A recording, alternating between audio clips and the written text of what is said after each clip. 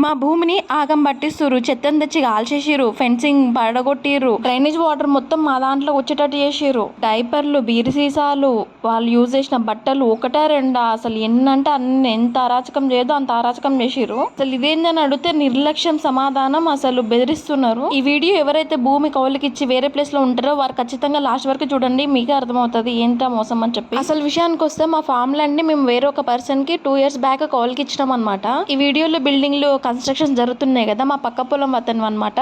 ఇవి వచ్చేసి పట్టుపురుగుల కంపెనీ. మా ఫామ్ ల్యాండ్ లోకి చెత్తంతా రావడానికి గల కారణం ఏంటో చెప్తాను. కారణం మొత్తం ఈ పట్టుపురుగుల కంపెనీ వల్లనే. కంపెనీ ఉండొద్దని చెప్పట్లేదు, కానీ ఆ కంపెనీ కోసం పనిచేసే వర్కర్స్ ఉన్నారు కదా, వాళ్ళ వల్లనే ఇదంతా అనమాట. ఓనర్స్ అయినా చెప్పాలి కదా ఇక్కడ ఇదంతా వేయొద్దని చెప్పి. ఇక్కడ వర్క్ చేయడానికి బీహార్ నుండి మనుషులను అయితే తెప్పించుకున్నారు. సో వాళ్ళకి షెల్టర్స్ అనేవి ఇక్కడే నిర్మించారు అనమాట. సో వాళ్ళు ఇక్కడే ఉంటారు. వాళ్ళంతా యూజ్ చేసిన చెత్త అంతా డంపింగ్ మొత్తం మా ఫామ్ ల్యాండ్ లోకి విసిరేసారు. వాళ్ళు యూజ్ చేసిన వాష్రూమ్స్, డ్రైనేజ్ వాటర్ కూడా ఉంటాయి కదా, ఆ కనెక్షన్ కూడా మా భూమిలోకి పెట్టి చూడండి ఒకసారి మీరు. అసలు ఎంత ఆగమంటే అంత ఆగం పట్టించారు. డైపర్స్, బీర్ సీసాలు, మందులు, వాళ్ళు యూజ్ చేసిన బట్టలు, చెత్త చెదారం కవర్లు, అసలు ఒక్కటా రెండా, అసలు ఎన్నంటే అన్ని ఉన్నాయి. అసలు ఫెన్సింగ్ కోసం వేసిన కడీలు అన్నీ ఇరగొట్టేసిర్రు మొత్తము. అసలు ఎట్లా అంటే స్టెప్ బై స్టెప్ అనమాట. ఒక దగ్గర 4, ఒక దగ్గర 2, ఒక దగ్గర 4, అట్లా మొత్తం సంబడి ఇరగొట్టిర్రు. మేమేమో లక్షలు లక్షలు పెట్టి మేము ఫెన్సింగ్ అయితే వేయించుకున్నాం.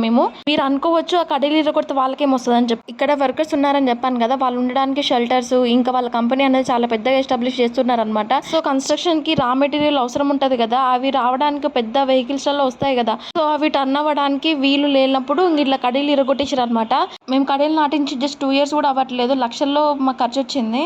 ఏంటి ఇలా చేశారని చెప్పేసి ఆ ల్యాండ్ ఓనర్ అడిగితే ఏమన్నాడు, మీ భూమికి మేము కాపాలన్నా, ఆ కడీలు మేమెందుకు ఇరగొడతాము, ఆ మందు సీసాలు ఎవరెవరు నైట్ టైం వచ్చి తాగుతారు, దానికి మేము కాపాలన్నా అదే అని చెప్పేసి ఆ సీసీటీవీ కెమెరాలు పెట్టుకొని అది పెట్టుకొని ఇది పెట్టుకొని అని చెప్పేసి చాలా దబాయించి మాట్లాడిండు. డ్రైనేజ్ వాటర్ కనెక్షన్ మా ల్యాండ్ లో కింద కలిపిరా అంటే తీసేస్తామని చెప్పేసి సింపుల్ గా చెప్పేసిండు. ఈయన అరాచకం ఇదే ఫస్ట్ టైం కాదండి, ప్రీవియస్ కూడా మేము గేగుల పాత్ర అనేది పోసినాం అనమాట చాలా కష్టపడి.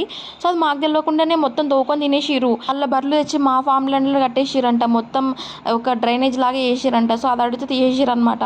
ఒక్కటి కాదండి, ఈయనది ఎప్పుడు పోతా ఉంటే జరుగుతున్నాయి. అసలు ఏంటి మొత్తం రౌడీ బ్యాక్గ్రౌండ్ ఉందంట.